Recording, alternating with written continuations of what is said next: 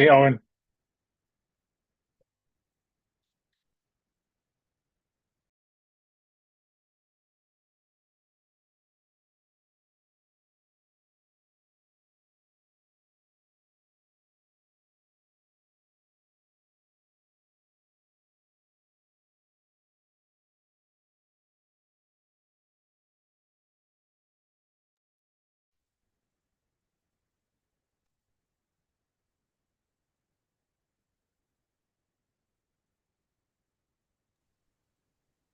Hey, how are you?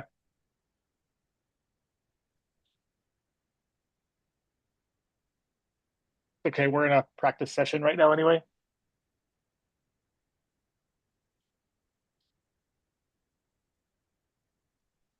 All right. Great. How was your weekend? Sounds like you were able to get away for a couple days. Yeah, I did. I did. So it was nice. I was Great. up in a forest service cabin off the grid, so it was nice. Oh, great. Are you in Montana most of the time? I am. Yeah. Yep. Awesome. I uh I love Montana. I went to Glacier National Park for like 3 days last year, and we kind of made a mini road trip out of it. And then I've been in Nice. the Big Sky Country a couple other times. So very, Yeah. very cool place.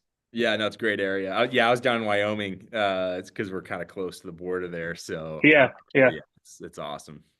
Awesome, awesome. All right, Prince should be here in just a Cool. second. So, like I said, we're in a practice session right now, Yep. so we're not live. We've been having really great engagement Good. across the board from folks, so lots of Q&A. Yep. And typically, the flow will be I'll do a quick introduction, share a little, spiel about Pietra, thank Yep. everybody for attending, and then I'll hand over to Prince to do kind of a news update, and Yep. then we'll just kind of organically flow through the slides. I'll monitor the Q&A, and Cool. honestly, like this is our shared show. We like to keep it pretty informal. A lot Yeah. of the attendees have attended a few webinars, so they're pretty like a Mm. dedicated audience. And it's obviously a topic on a lot of people's minds. Yeah. So yeah, yeah. Great. Yeah. Glad we could make it happen. Yeah, me too. Me too. And again, apologies for the Zoom outage. Not a whole lot within our control Yeah. in that way. Although we do have a backup plan in place now in case it ever Nice. Okay. happens Yeah. again. I So mean, who would have expected that? yeah, yeah. I Yes. think you asked how much money might have been lost in that matter Yeah. of an hour or so, and I think it's a pretty significant amount. Yes. So Absolutely. okay, cool. So we can just chill. We usually get started about 5 minutes after the hour. Okay, cool, perfect. Do you, Yeah. do you have any questions for me? No, I guess, if anyone fields any like super technical customs broker questions, I'm a licensed customs broker, but I primarily work as a consultant. So just keep that in mind. I mean, a lot of the things I can probably answer, but I'm not filing entries every day. So if they have a, question about which exception should they use, I might be able to respond to it in more general terms, but just keep that Yeah. in mind. Like, yeah. Yeah, definitely, definitely, definitely. And I usually start with a disclaimer because Prince and I are obviously not licensed customs brokers, Yeah. so this is general advice. But we had some really good Yeah. response regarding having you on. So Cool. Great. just give it a couple more minutes. I know Prince is in a couple back to backs today, so he'll be in just Yep. a minute or two. Cool.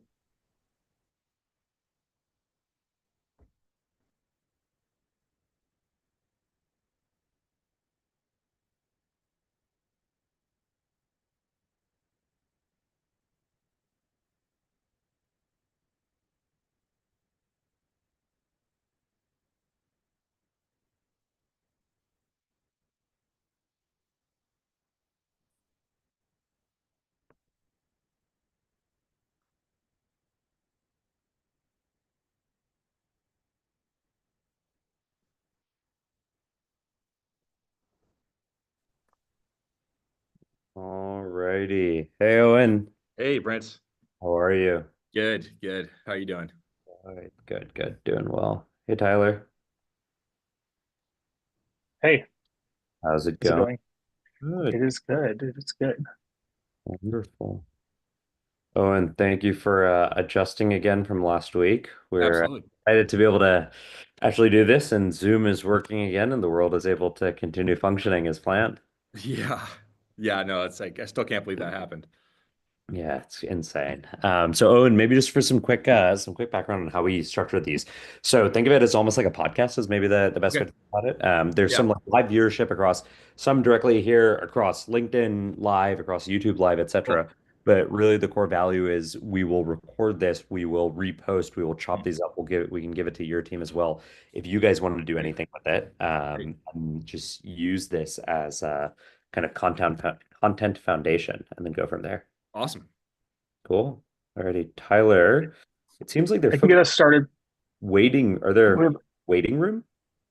we have a few in the waiting room. Yeah, we're in a practice session right now. And are we in the same deck, or do you have a new link you can share with me, Prince? We're in the same deck. This is Okay, I'll just update the date then. I have it fully updated. Okay. All right, let's do it.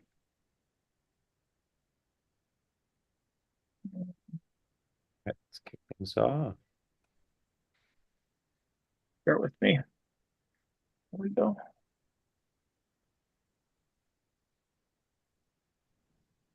Okay.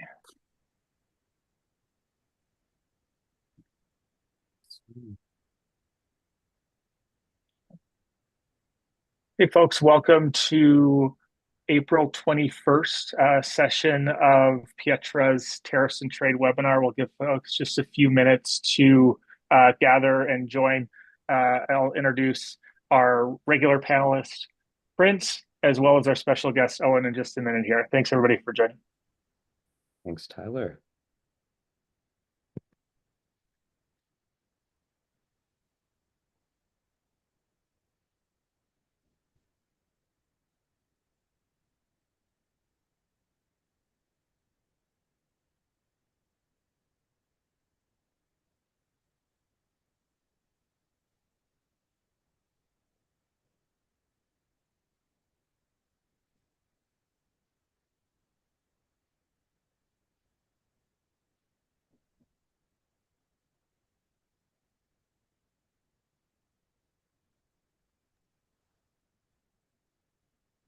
Prince, have a good and eventful weekend. Your voice is back to full strength, which is great.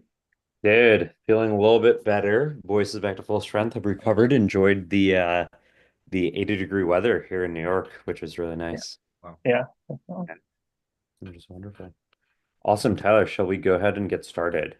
Yeah, let's get started. Hi, everybody. Thanks so much for joining, and welcome back to our daily webinar series focused on helping brands like yours stay informed and prepared as the global trade landscape continues to shift. Despite the news cycle, maybe moving on to other topics, we're going to be here every day to talk about tariff and trade related topics, all things e-commerce to help you and your business adjust to the changing environment. For those of you who have not joined us before, I'm Tyler, the and experience lead here at Pietra. If this is your first time joining us, we're really glad you're here. If you've been with us throughout the series, thanks for being a part of this ongoing conversation. Incredible engagement throughout the past couple of weeks that we've been doing this. So really pleased to have Prince on, as well as Owen Haacke. Owen, special guest today, kindly rescheduled after that unexpected Zoom outage last week. Owen is the China director at the U.S. China Business Council. He is a small business owner and a licensed customs broker. Happy to have him to share his insights of what's happening on the ground, how brands are reacting to the shifting U.S.-China trade relationship, and what to watch for in the weeks ahead. Please, please, please share all of your questions in the Q&A. We'll be answering those live, and we'll save some time at the end for questions as well. Also with us is Prince, CEO of Factored Quality. He's been helping us break down all of these topics and what all of this means from a supply chain and quality control perspective. So today, as always, we'll start with a quick update, dive into a conversation about the topics of the day, and save time for some questions at the end. So Prince, I'll hand it off to you to get things started. Do you want me to go ahead and share the deck right away? Wonderful. Yes, please feel free to. And want to maybe just give a 30-second background on Pietra, Tyler, and then we can jump into the latest and greatest. Sure. So for those of you still getting to know Pietra, a quick refresher on Pietra. We're a modern operations platform for global commerce. We help brands manage everything from sourcing to fulfillment to compliance, marketing, automation, and we also see it as part of our responsibility to our customers and partners to keep you informed of this ever-changing environment. So we're running these daily webinars to make sure you have access to resources and experts in the field. So really excited to bring an ongoing panel of special guests and be a part of this really exciting time. Amazing. Very cool. Okay. Well, thank you guys all for joining, and Tyler, thank you so much for the wonderful intro. And Owen, thank you for joining us today. We're super excited to have you on. So, for everyone on the call who's calling in live, and then also for those who'll be watching this after, just as a quick reminder on a couple of core things, okay?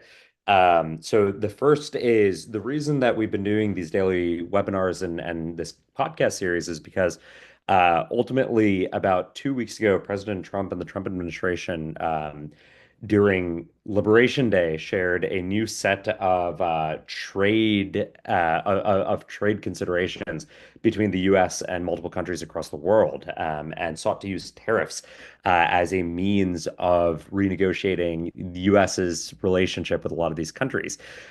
Just as a quick reminder for folks on the call. Tariffs and everything in and around import duties are complex topics. Our goal here is to educate folks as much as they can, but ultimately, nothing that we say on the call should be taken as legal or financial advice. It is really a licensed customs broker who should be giving you true legal and financial advice around this, or a trade attorney on the legal side. Lucky for us today, we are joined by Owen Haacke. Owen, I am right, and Tyler is right to assume that you are a currently active licensed customs broker, correct? Correct. I'm a licensed customs broker. I'm not the one filing entries, but we work with a lot of our clients and advise them on everything that's going on. So yeah, and then just a correction on my title. I was formerly with the U.S.-China Business Council, so I was based out in Shanghai. I lived in China for a decade, but now yeah, based back in the U.S. with Supply Chain Shark. Wonderful. So maybe a great transition. Owen, we're so happy and excited for you to join us today, and excited to dive in. And what we'll do is take a mixture today of questions from the audience live. Tyler, we can maybe synthesize a number of previous questions we've gotten from the audience in previous webinar sessions. And then Owen, I know you also have a number of slides that you had put together to try and share and present. And again, for everyone who's not able to make this live, we will reshare this, and this will go up on our website. This will go up on our LinkedIn, so you can always revisit these anytime. But without further ado, Owen, would love for you to maybe just give the audience here a couple minutes background about yourself, about your history. How did you end up diving into the wonderful world of supply chains, and then let's take things from there. Yeah. So yeah, name's Owen Haacke, co-founder of Supply Chain Shark, and also own Empress Brokers International, which is a licensed customs brokerage. And my career in international trade started, I like to tell people, it was when I was in high school and I was studying Latin. In fact, it doesn't really make any sense to people, but was learning about the intricacies of the trade between the Romans and the Egyptians and all of that. And I was just fascinated by it, trading oil, trading, moving dates and figs and all that stuff. And I'm like, wow, this is fascinating. And then I realized, wow, all this stuff's still going on.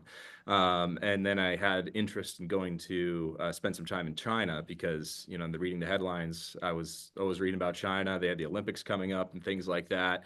It was in the headlines. So I actually went and did a university program in China where I studied international trade and economics out there.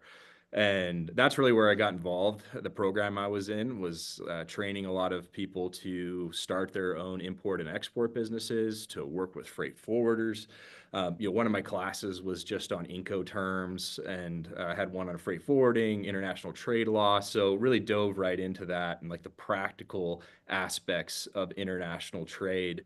And then from there, started Empress Brokers, and I was primarily helping companies because I was on the ground in China, go meet manufacturers, actually help them find them. I would go to the assembly plants and set up the logistics for our clients that were in the US. So a lot of it was kind of that sourcing and the QA side too.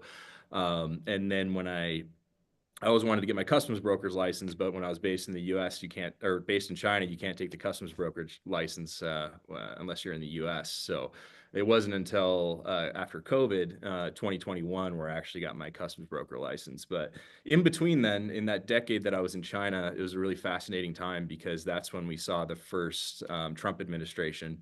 And when I was with U.S. China Business Council, we were working with a lot of Fortune 500 companies that had operations in China. They were manufacturing there. They were exporting to the U.S. and globally, and some of them were selling. A number of them were selling in the China market.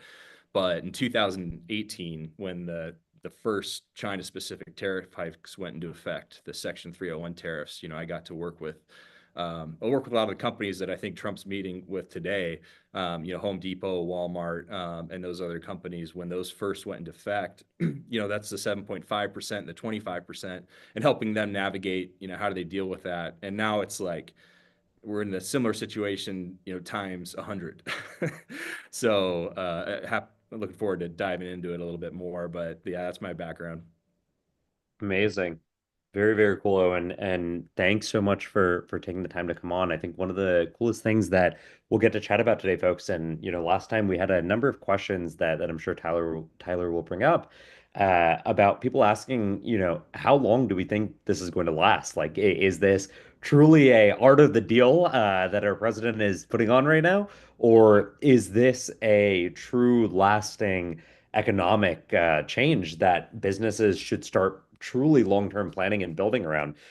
We've heard from a number of brands who are looking to either move suppliers. In certain cases, the brands have a big enough balance sheet, potentially spin up manufacturing of their own domestically here in the US. So, for anyone who's listening in, this is a great chance to ask Owen, not just about the intricacies of trade today, but also from his time on the U.S.-China Business Council, what he thinks the kind of long-term relationship between between U.S. and China will evolve to. So really excited to have you here, Owen. And Tyler, maybe we can go to the next slide. Uh, awesome, folks. So just as a reminder, we've been trying to keep this up to date with the key dates and kind of big inflection changes of everything that's been happening in the world between April 5th, which was Liberation Day, and today, April 21st. And the biggest kind of most notable changes, just to flag to everyone, is this. The US and China have continued to hold strong on both sides of maintaining strong stances of import tariffs into respective countries. So the United States imposed that baseline 10% tariff on all countries, and then over the last 2 weeks have started stacking more and more reciprocal tariffs onto a number of different countries, China taking the brunt of the load here, with import tariffs from China into the US coming up to over 125% right now. I think that number might actually be closer to 135% or 145%. And then the most recent note for everyone on the call is the Trump administration, as of, I believe, the beginning of last week, put a temporary 90-day pause in place for import tariffs from other countries apart from China. So that baseline 10% tariff continues to stand, but reciprocal tariffs will temporarily be paused on imports coming in from Indonesia, Vietnam, Cambodia, Singapore, a number of these other large trading partners. But China has held strong. And in return, China has imposed their own reciprocal tariffs on goods being exported from the US and into China as well. So that's continuing to hold tight. And then the last piece that we'll chat about and touch base on, and Owen, this is something that our audience has historically been super fascinated with, is what is the latest and greatest happening around the world of de minimis. And just as a refresher again for everyone on the call, de minimis was the import tariff, the import tax loophole, quote unquote, that many brands were using to be able to ship and import low value inventory, so goods under $800 into the US. The Trump administration has announced that de minimis will be ending starting on May 2nd. So in about what is that, 10 days or so, de minimis should shut down for imports coming in from China and Hong Kong to begin with future countries coming soon afterwards. This will obviously impact, anyone who kind of sells e-commerce and currently doesn't pay import duties on those low value packages. Owen, one of the big questions to keep in the back of your head that we'll get to is a lot of folks have asked, what does this mean for samples? As a lot of larger enterprises look to pre-production sample and small brands look to pre-production sample. How will those be taxed? There have been a lot of murmurs about the administration imposing $100 per product or per package fixed import tariff on those lower value packages. What is the future of that? So those are kind of the big things that we'll get to as well. But again, folks, this is the latest and greatest we have right now. Owen, anything else to add that I missed here on the Trump administration? No, I think you covered most of it, and I think a lot of questions we're also getting to is just, if my shipment's already on the water, am I exempt from these and those kind of timelines too, and also talking about holding orders, is that gonna what's gonna actually happen with those duties? But I think a lot of questions too about if things are currently on the water, are they gonna have to pay those duties or not? We're getting a lot of questions about that. Yeah. And yeah, de minimis, the strategies for that. How can companies adapt with the de minimis changes? That's a topic that's definitely been out there. And then, the questions I get a lot, or I'm getting a lot of emails that are saying, can I do X, Y, Z to avoid the tariffs? Yeah. And that's where I spend a lot of my time is responding to those saying, don't do that. Don't do that. Or, don't do that, but maybe consider this. So I think that's an important thing to chat about. And I know you've maybe covered that on some of your previous discussions, but I think it's important to talk about that because I'm getting some wild proposals for ways to avoid or reduce the dutiable amount. And you want to make sure that you're making sound judgment there, not doing anything that's illegal or fraud in that process. So I think that's an important thing for all e-commerce brands to keep in mind right now. 100%. And folks, we get questions all the time about things that can be done to try and avoid paying import duties and tariffs. And just as a reminder, the way that the law is written is there has to be enough change that happens to a product. Owen, correct me if I'm wrong, to reclassify it under a different HTS code. So some of the quick hacks of, hey, can I import my product from China to India and then repackage it, or can I import it to Canada and store it in Canada and then fulfill it into the US? Unfortunately, folks, a lot of those will not work. And then the last thing to just call out here is customs. You should expect customs to crack down harder than ever on compliance around these sorts of things. So the fine for misclassifying your goods, misrepresenting or mispaying your taxes, it's like mispaying your taxes, your income taxes, right? That there is punishment and and customs. Owen, correct me if I'm wrong. Uh, they can monitor not just current customs filings, but I believe they're able to go back 5 years to historical customs filings, right? I Or believe some so. period of Yeah. time. Yeah. Yeah. And actually look at old filings. So, Yep. Oh, yeah. folks, Yep. don't try and cut corners. Now is not the time. You will end up paying more in fines than you would have paid in the customs or duties. So, we'll start with a preface there. Awesome. Cool. Tyler, maybe if we want to hit a next slide. Owen, I will actually hand over the reins to you, and why don't we go one more, Tyler? This is briefly what we chatted about. So folks, Owen actually had put together a couple of slides. Owen, if you want to take the reins and maybe take 5 or so minutes to chat through certain strategies and things that you're hearing in and around the ecosystem. Yeah. And yeah, first thing wanted to highlight there is just, what not to do. Be vigilant about proposals that you're getting from your suppliers or that you're getting on forums online about things that you might be able to do to reduce your dutiable amount or avoid the tariffs. And I know you covered some of these in previous presentations, but one important thing is value on your invoices. If your supplier says, hey, I'll reduce, you're buying something for $10, let me reduce it to $5 on the invoice, but you still actually pay $10. That's fraud if you're involved in that and you understandingly know that you're reducing that value so it reduces your dutiable amount. But a lot of suppliers are proposing this because they want to retain that business, right? So they're thinking like, hey, I can reduce the amount, you can pay less, it's all good on your end. But you as the importer of record, are ultimately responsible for that accuracy of the value. So that one's obvious, but for some people it's not, but just absolutely keep that in mind. You can negotiate your prices down with your supplier, and a lot of companies are doing that right now, negotiating their unit costs down. and reviewing their bill of materials and things like that, and finding cost savings opportunities. You can do that, but if you're going to fudge the amount on the invoice to reduce your dutiable amount, just avoid that. And some And, businesses, yep. and Owen, maybe one quick question to ask on behalf of the audience. There's been a lot of questions and confusion around what is the declared value of the goods? Is that the manufacturing payable cost of goods sold, or is that the commercial cost of the product that should be declared?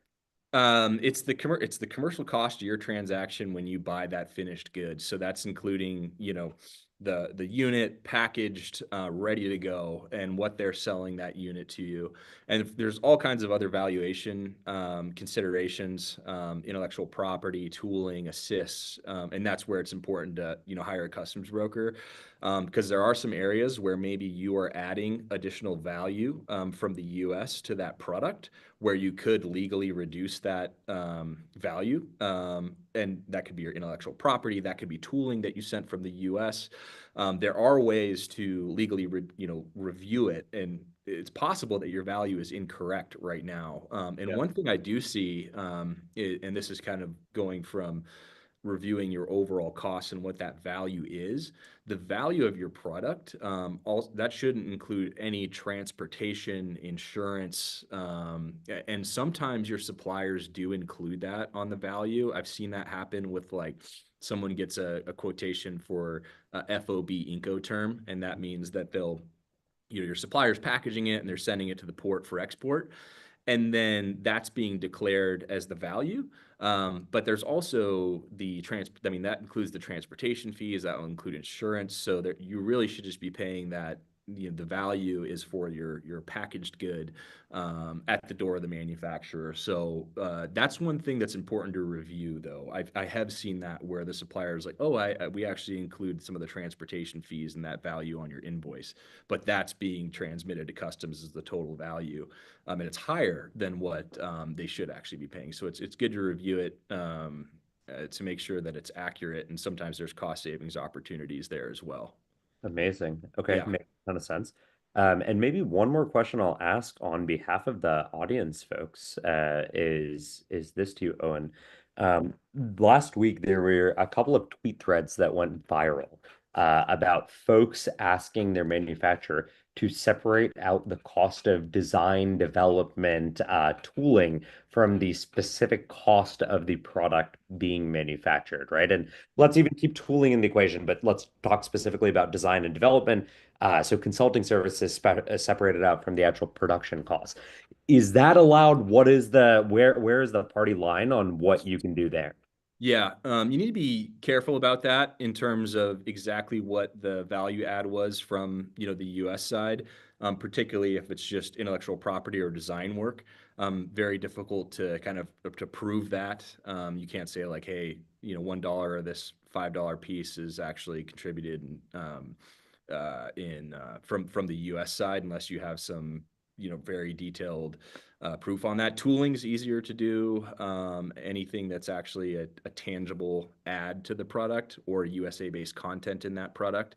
When you get into IP related uh, additions to the value of the product, absolutely essential, to talk to a legal counsel on that one that understands that, to make sure that you're accurately doing that. But it's not, you can't just like fudge some numbers and say, our design work was this much, let's divide it by the number of our order, and then lower the value, because then you're kind of running into that issue of declaring a lower value than what your actual value is. So when it does come to that, definitely, that's where you're looking for kind of trade attorney to help you review that, to make sure that it's accurate, and shaving value, reviewing your value to make sure that they're not adding additional costs in there. Absolutely go ahead and do that yourself. But then when you're looking to subtract value that might be additional IP added to it, then that's where you need some additional counsel. Cool. Great. Okay. And Owen, can you clarify when is a good time to consult a trade attorney compared to a good time to consult a freight forwarder compared to a good time to consult a licensed customs broker? Yeah, it really, it kind of depends on your relationship with your customs broker.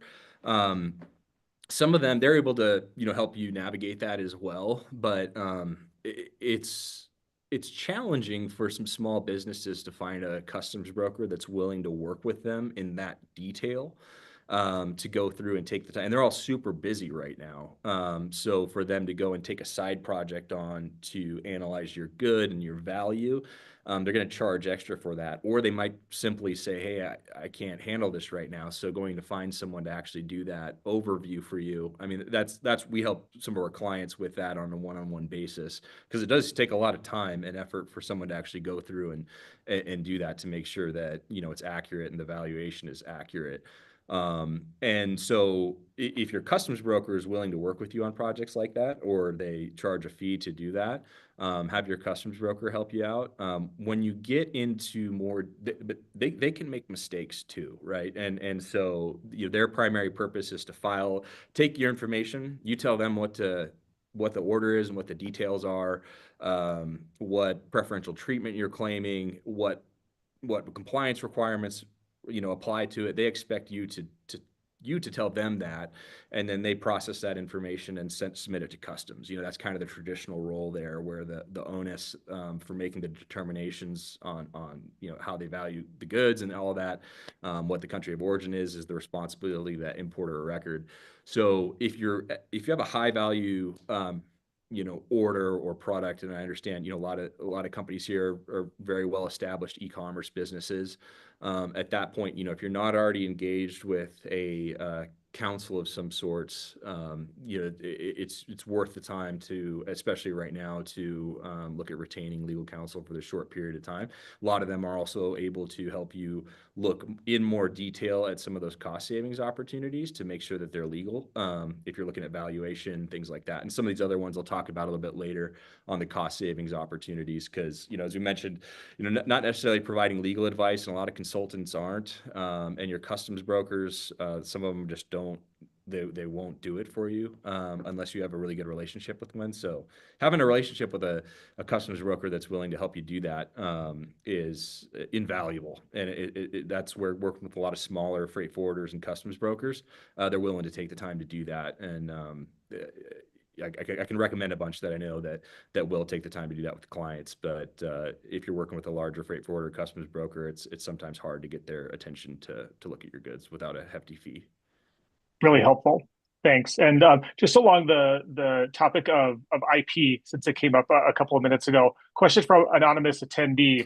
One freight forwarder says shipping with a brand logo is more expensive because of IP. Is there a risk of it being held at customs? Yeah, there is. So that's interesting. I've heard that from suppliers, and they're like, hey, um, well, it depends what you're selling. If it's your own brand, if it's your own brand and you have your own brand logo on there, there's not going to be a difference, right? But I've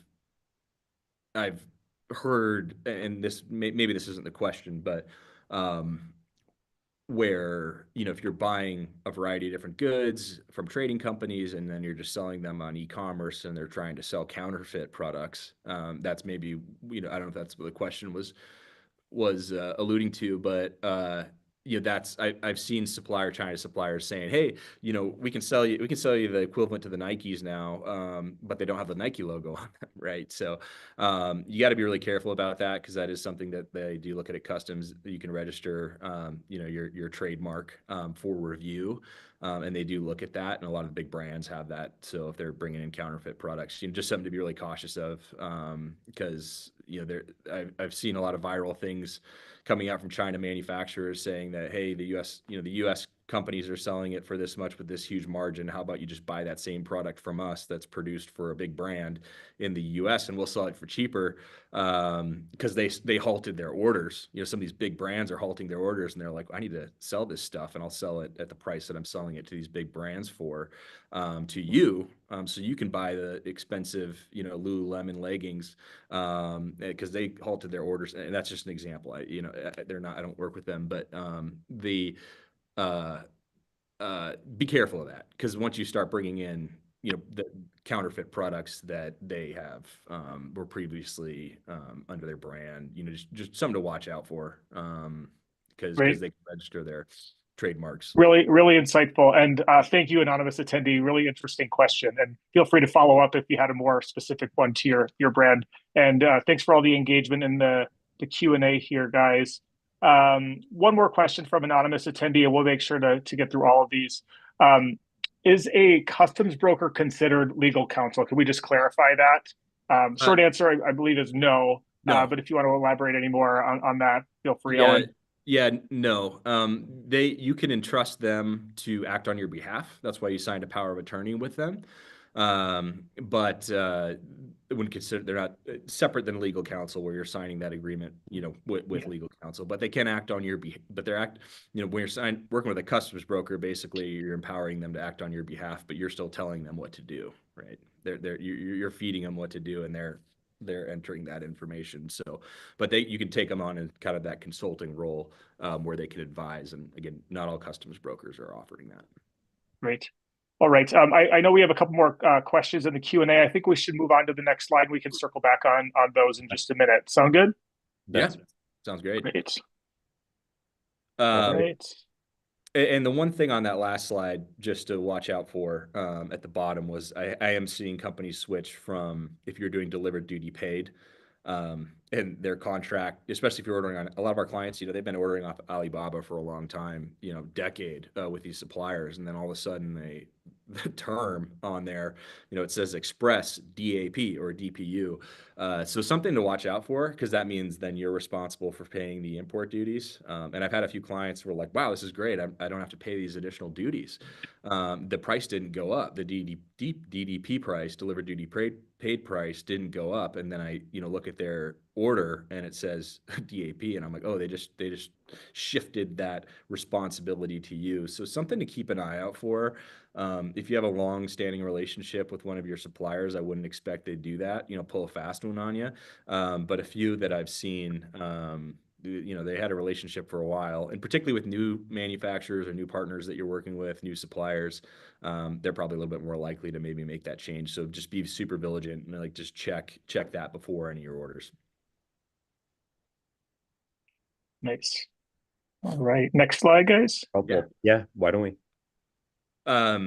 Just reviewing your landed costs, and I know a lot of businesses actually don't do this. I've worked with some fairly good sized businesses that they don't understand their total product landed cost. And I think everyone's going through that exercise right now. Something very important to do. And on the, those pie charts now, where duties are, almost double the price of your unit cost there. So understanding what that is and what the impact is on your products. A lot of companies are just doing that now. They're like, oh wow, this is real. These aren't going away. So doing that for all of your items, and really understanding what that is, what percentage you're paying in duties, and that exercise is. Right now, it's just kind of doom and gloom if you're ordering product from China. But then you might understand in comparison with other countries too. I'm working with a number of companies that are looking at Vietnam, and we're doing hey, worst case scenario, the reciprocal tariffs do go into effect for Vietnam. What does that look like if the China ones were going to remain? And doing that kind of scenario analysis, we're working with companies that are looking at Turkey versus China right now, where they can do that landed costs. And Turkey was one that was lower on their reciprocal duties, but their labor costs and material costs are much higher. But it's hey, this actually kind of makes sense now. So something to put together if you haven't done that exercise for all of your products, and then that really allows you to do some comparison. And then negotiating with your manufacturers. A lot of the companies we work with, they haven't asked for a price reduction on their goods for a half decade. So a lot of suppliers and manufacturers are coming and saying, hey, we can reduce the costs. It made more sense when the duties increased by 20%, but now when we add that and we're at 145%, it's it's not going to allow you to maintain your margins. But that's one thing that a lot of businesses are doing right now, and they're seeing success with that. And if they don't already have it, get the bill of materials and scrutinize it and find ways that you can cut costs. It's not just to beat them with a bat and say, hey, reduce costs, but to find some legitimate cost savings opportunities. And a lot of suppliers are proactively doing that. And I'm sure a lot of the e-commerce brands that are on the call have experienced that with their suppliers. And Owen, maybe real quick, just to jump back to this for a second, Hmm. could you clearly give everyone a breakdown of what falls under landed cost and what clearly does not fall under landed cost as well? Yeah. So landed cost is, I define it as what it costs to get your product to the warehouse, because that's where I'm working from the manufacturer to the warehouse, and that's the landed cost, which is a much uh, simpler calculation than your total cost, which includes fulfillment, marketing, and all of that. But understanding your landed cost to the warehouse, that includes your unit cost, transportation costs, customs clearance fees, import duties, inspection, and compliance related costs. You know, if you have special testing reports and any other kind of royalties and things like that that may come to the order. And then, you know, dividing one of the challenging things to do is like say, hey, what is the, especially if you're ordering a lot of different products, is just, you know, dividing that freight costs based off the volume of your product. You know, if you have a container and everything's different sizes, it's like what, you know, how does this all attribute to that product? And so doing that accurate calculation. But yeah, that's the landed cost to the warehouse. And that's really what's changing so much right now. And then, you know, total cost would be, you know, 3PL fulfillment, and then all those additional costs. Cool. Super helpful. Great. And just recalling a question from last week, and on the sourcing side, Owen, are you seeing suppliers specifically from Vietnam and other countries who may have had larger MOQs previously being more willing to negotiate on MOQs? You know, I haven't. And we help a lot of companies that we work with to find suppliers outside of China. A lot in Vietnam, Indonesia, Thailand, Turkey. We've done Mexico, and then a lot. We do actually USA sourcing as well. And I haven't seen their MOQs necessarily coming down. I mean, a lot of these guys are slammed because they're getting so many inquiries. So they actually Yeah. have a lot of leverage right now, right? Whereas yeah, and I got a bunch of stories about sourcing and changing suppliers if we want to dive into that a little bit more. Because I think that, you know, 2018 really pushed companies to look at that, and the ones that didn't diversify are now just like, oh, you know, whoops. You know, I had some writing on the wall back then to at least diversify risk. And now everyone's trying to rush to those other countries, and a lot of them are soliciting that business, right? So they're saying, "Hey, yeah," and maybe they're negotiating on MOQs, and they're like, "Hey, you know, we'll give you a low price," and they're just building up their lead list. Your actual, you know, when you actually get that sample, or when you actually get your order produced, you know, that's going to be way down the road, and that's what a lot of our clients have experienced. They're like, "Yeah, they're willing to talk to us, but they're not going to get us on their production schedule until." You know, 8 months later, because they're slammed with, and a lot of these big brands, you know, you have the, you know, the Fortune 500 companies that are going to them and offer them real sweet deals and investment. And then if Mm. you're, you know, smaller brand and you're trying to compete with that, they're, you know, the Fortune 500 company is the priority. And then you're going to be down there. You might have conversations with them because they're hiring sales staff, but the actual execution of it. So a lot of this will seem too good to be true, to companies. They're like, hey, I found this option in Vietnam. They said they can work with us, but you know, you need to verify timelines with them and have real serious conversations about that, because it might be much later down the road than, you know, they're initially telling you, because of all that demand. Great. Awesome insights there. Um, Anything else on this slide, gentlemen? Owen, anything Uh, else to add or any words of advice for brands on this? Yeah, the one point at the end there is because a lot of companies are holding up their orders for the US market, and some of them are, you know, prioritizing, you know, Canada, UK, Europe, as well. For their a couple companies we're working with, they have new products, and they're like, hey, we're not going to do the product launch in the US. We're going to do it in, you know, in Canada, and move our inventory there for now, or other markets that they maybe, you know, because the other a lot of the other countries, they have their own duty rates for goods coming from China, but they're not 145%. So potentially shifting temporarily some of that to those markets that companies are already established in, or that they were thinking about selling in. Canada's the one, smaller market for sure. But if you wanted to proceed with some of your plans for product launch, or you're like, hey, I've been planning to go to the UK, and like maybe now's the time to do it. So that's something I've heard a lot of companies talking about as they're thinking through their strategies, especially if they have inventory sitting in China, and they're like, hey, what should I do with this? I don't want to bring it to the US right now. Okay, very good. Tyler, We in the have last 5 minutes or so, or actually, sorry, Owen, you have one more slide, right? Yeah. And actually, I think I might have one more after that. Cool. Or no, this is it. This is the last one.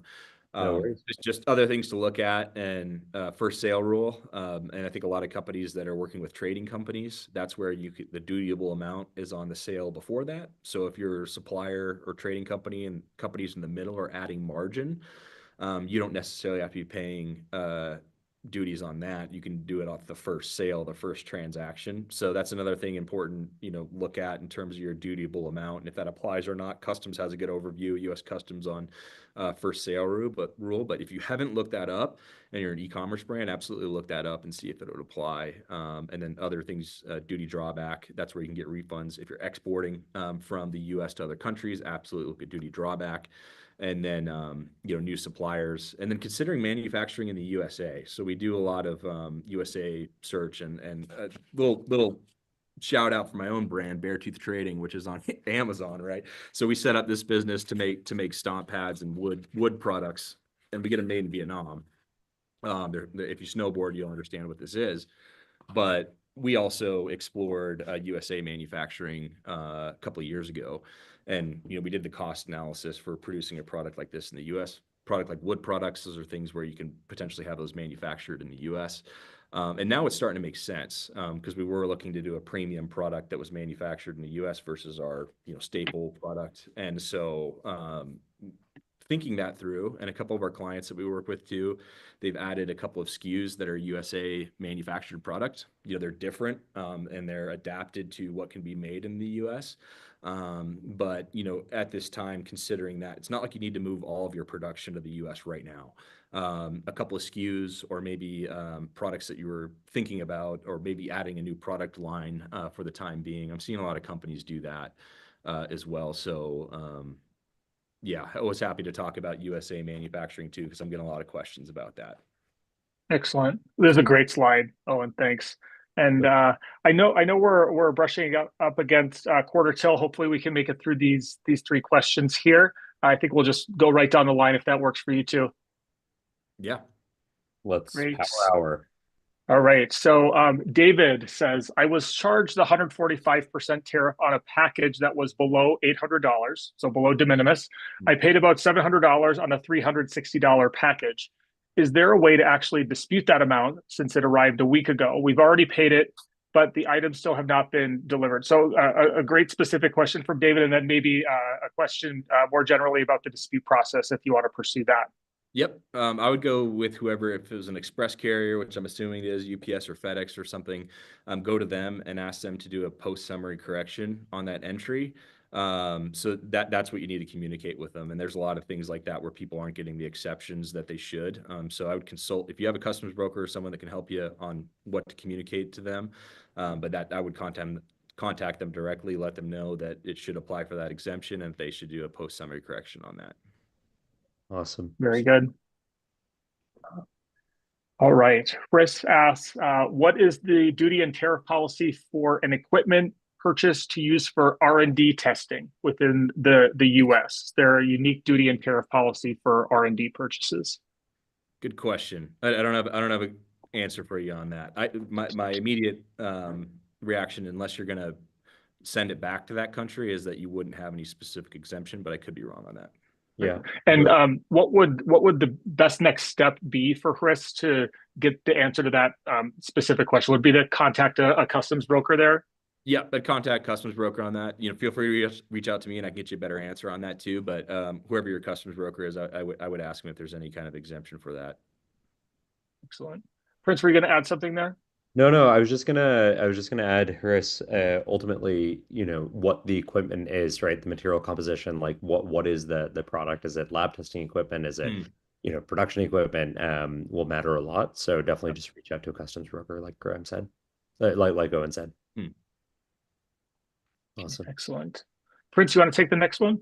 Yeah, let's do it. So from Zach Dishinger, forwarder suggested that brand shipping branded goods may get stuck in customs because of name similarity in logo to another name registered. For example, Blue X versus Blue. Zach, I think your question is what happens in those cases? Oh, and you want to actually, do you have any anecdotes or ways around this? And that's kind of tough. And if there is a similarity, and that's where it goes into the kind of trademark, do you own that trademark with USPTO, the U.S. Patent and Trademark Office? And going back to our brand, Beartooth Trading, our trademark actually we don't have a trademark on this. It got denied because it was very similar to an existing brand. So if we were importing these and that other brand said flagged it that hey they don't have a trademark for this and they were flagged under USPTO as one that is similar, I think they potentially do have the right to say these guys are bringing in counterfeit goods potentially if it is very similar. If it's totally different, that's where if it's getting held up at customs, then I think I would talk to an IP attorney at that point. And if you don't have a trademark filed for your product or for your logo, I would look at that as well. Or if you applied for one, maybe it got denied because it was too similar to their brand, and then that's where, yeah, that's IP attorney. And maybe a quick follow-up there, Owen. Zach, the same individual asked, we do own the logo with USPTO. Should we register the IP with customs as well? Yes, you should. Yep, that's great. If you have that, I would register it with customs. I forget exactly what it's called, but you can go and register your trademark with customs. So then they know it's your brand, and then they're keeping an eye out also for counter. Then if you do find counterfeits, you can make a claim. Super helpful. Yep. Tyler, I think this was the next question that I can grab maybe. So, question from Corey Miller. I was looking for a wool cap manufacturer on Pietra, but it seems like the vast majority of factories are in China. Hoping to find Europe or domestic options. Is Pietra bringing in more of those resources? The answer is yes, Corey. We are every day trying to add more and more suppliers across past just China into our network. You actually can go into Pietra today. You can look up a search for any product. You can click onto expanded network, which is one of the tabs in the search box. And what you will see is actually an index, not just of factories that are on Pietro's marketplace, but over the last couple of months, we've actually gone out and we've indexed millions of rows of shipping data. So we've scraped customs information about which other companies are importing products into the US. And then we've put a search layer on top of that. So even if you do not find a wool cap manufacturer within Pietro's network, you should be able to find a factory that makes wool caps and that makes wool caps for other brands. Let's say it's for LL Bean or for REI or for another company like that. So definitely check that out and reach out if you have any questions, Corey. But that's been a big project we've been working on. Oh, and I don't think I've told you about that project, That's but awesome. No, I was gonna say that's great yeah, because yeah, you can get the public information, and we used to do that manually, and it yeah, takes a while. But if you guys have that all searchable, that's like huge value and a yeah. good way to search for alternative suppliers. Think of it, Corey, and anyone else listening, as almost like a chat GPT for global trade data. We basically taken, as Owen was mentioning, anyone right now can go into, sites that index every container that's imported into the US to say who is the exporter, so who is the factory, who's the importer, who's the brand, and what is in that container. Is it post-it notes, or is it candles or sweatshirts or whatever it is? We basically taken all of that data, digitized it, indexed it, and put a simple chat GPT like interface on top of it. So you can basically go in and say, find me a factory that manufactures men's 3/4 quarter zip sweatshirts from Lululemon. And we will back you into the exact factory that actually manufactures that to the best of our ability. So that's a cool product that we've been building over here. That's huge. I want to use that. Yeah, there we go. We'll get you a seat. And then last question, Tyler, maybe this is for you. On the Sure. website, if I sign up for a free trial and decided not to continue, can I cancel anytime? Tyler, can you take that question? Anonymous attendee, yes, you may cancel at any time. So for those of you unfamiliar with our free trial offering, we offer 14-day free trials at all membership tiers, which provides you full access to the site, either on the Essentials plan, which is a little bit more self-service, or the Business full service plan, which provides you full access to the website, all of our tools, larger limits for our marketing tool suite, and access to on-demand calls with Pietra experts across sourcing, fulfillment, and e-commerce and more. So yes, you could definitely cancel. And I'll do a little pitch for our help center here as well. Lots of answers to FAQs on the help center, including a new section on tariffs and trade policy. So if folks have additional questions that might come up after today's session, you didn't get answered live, check out the help center there. A couple of ways to contact our team. You can reach out to us anytime via email at creators@pietrastudio.com. We're also really responsive to the little chat bubble in the lower right-hand corner. But before we wrap, I want to give Owen one more shout out here for joining us, and remind everybody that he is the co-founder of Supply Chain Shark, and then the co-owner of Beartooth Trading, so a small business owner himself. Owen, what's the easiest way to check out Beartooth Trading? Amazon. Just search Beartooth Trading. We only have 2 products right now. We're snowboarders, me and my business partners. So just check it out on Amazon. And if you're a snowboarder, someone that backcountry skis, go get that ice scraper. Very good, good. So, Owen, thanks so much. New friend of the cast here, and Beartooth Trading is our newest sponsor as well. So by default. Yeah. Great. We'll leave it maybe one more minute in case anybody has a last question. Otherwise, we will leave it here and see everybody tomorrow. Thanks again for another engaging session, folks. Take care. Thank you, Owen. All right. Hey, Thanks again.